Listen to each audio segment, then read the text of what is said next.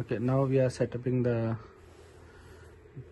monitor first time. Okay. Click OK. Language, English. Checked. To proceed to the next step, Select language English. next button. Side arrow. Then click OK. Country, United Kingdom. Checked. Click To United proceed to the next Kingdom. step, OK. press the button at the bottom of the screen. Side Next arrow. button. Next. Audio guidance is currently turned on to assist the visually impaired. Do you want to keep audio guidance turned on? Yes, no. Click on No. no, because okay. Click on exit first use. Click OK. Are you sure? Yes. Then the source button, click on source, select HDMI, click OK.